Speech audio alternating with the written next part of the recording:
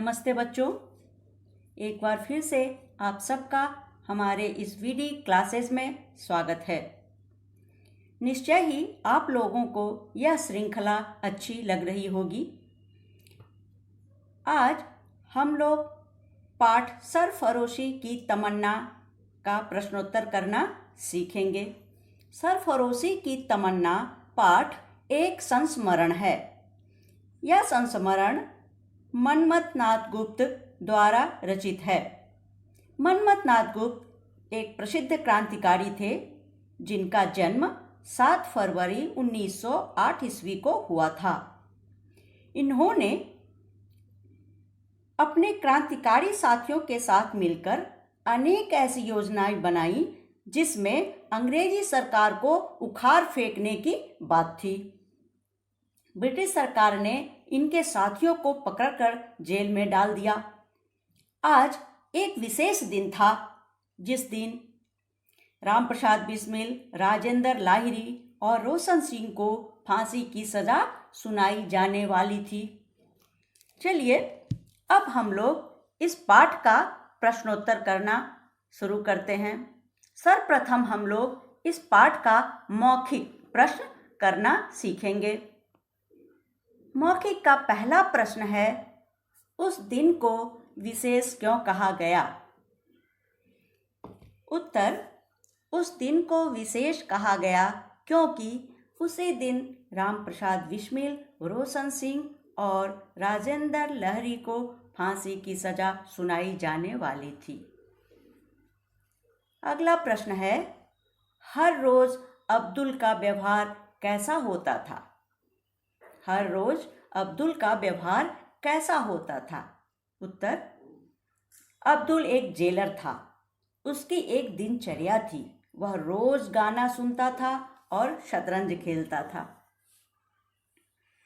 अगला प्रश्न है, हल्दी घाटी के योद्धा किस तरह की पोशाकें पहनकर युद्ध करने जाते थे? उत्तर है, हल्दी घाटी के योद्धा सुंदर सजीले वस्त्र पहनकर युद्ध करने जाते थे। अगला प्रश्न है, क्रांतिकारियों द्वारा गीत गाने से क्या पता चलता है? उत्तर है, क्रांतिकारियों द्वारा गीत गाने से उनकी देशभक्ति की भावना, निर्भीकता, जोश और जुनून का पता चलता है।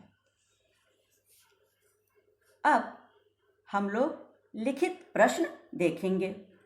लिखित का पहला प्रश्न है, अदालत जाने से पहले सबने क्या क्या तैयारियां की?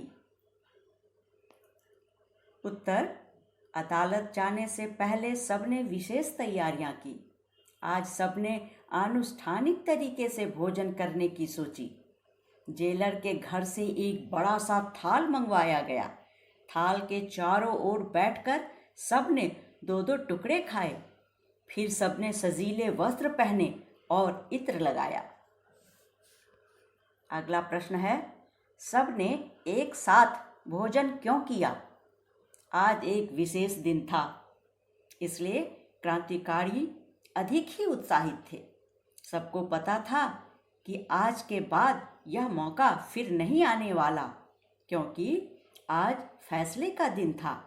आज ही उन्हें फांसी की सजा सुनाई जाने वाली थी। बलिदान देने का समय आ गया था। इसलिए इस दिन को एक अवसर की तरह मनाने की सोचकर सबने एक साथ भोजन किया।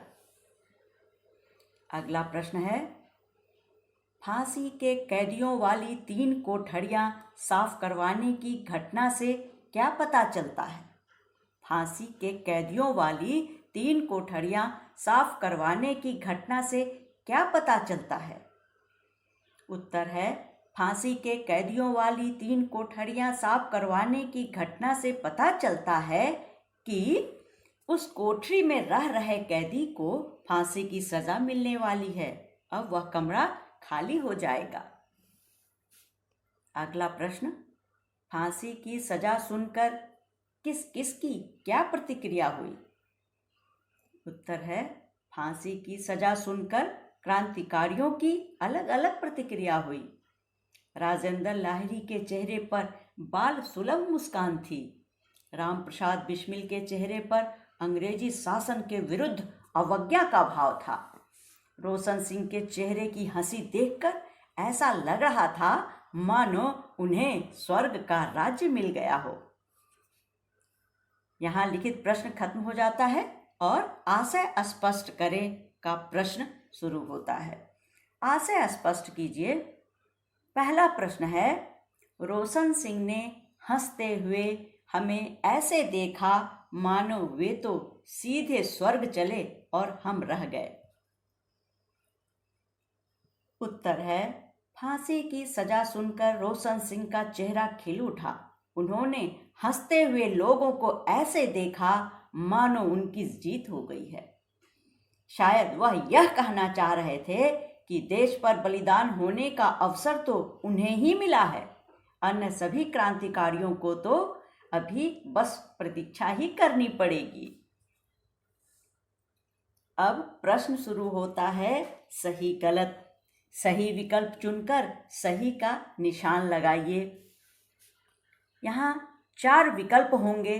चारों विकल्प में से जो सही है उससे चुनकर सही का निशान लगाना होगा। तो प्रश्न है, खाना खाने के समय बिस्मिल ने क्या सोचा? खाना खाने के समय बिस्मिल ने क्या सोचा? आज एक ही थाली में भोजन करना चाहिए? आज अनुष्ठानिक तरीके से भोजन करना चाहिए? आज भोजन नहीं करना चाहिए? आज रोज से अच्छा भोजन करना चाहिए? क्या सोचा था बताइए। इसका उत्तर होगा आज अनुष्ठानिक तरीके से भोजन करना चाहिए। आज उन लोगों ने सोचा आज अनुष्ठानिक तरीके से भोजन करना चाहिए। अगला प्रश्न है, जेलर को बेड़ियां डालने के लिए क्या हिदायतें थी? बेड़ियां ढीली डाली जाएं, भेड़ियों की कीलों की जांच कर ली जाए, या बेड़ियां उसके द्वारा खुद पहनाई जाएं, या बेड़ियां डालने के बाद चलना संभव हो? बेटे यहाँ ऑप्शन 2 में देखिए भेड़िया मिसप्रिंट हो गया है, ये बेड़ियां पढ़िएगा इसे। तो उत्तर होगा बेड़ियों की कीलों की जांच कर ली जाए। अदालत के बाहर का दृश्य कैसा था? अदालत के बाहर का दृश्य कैसा था? इन 4 विकल्पों में से सही क्या है बताइए। चारों ओर सन्नाटा था। बाहर खड़ी भीड़ गाना गा रही थी। भीड़ देशभक्ति के नारे लगा रही थी। लोगों का विशाल समूह एकत्र था।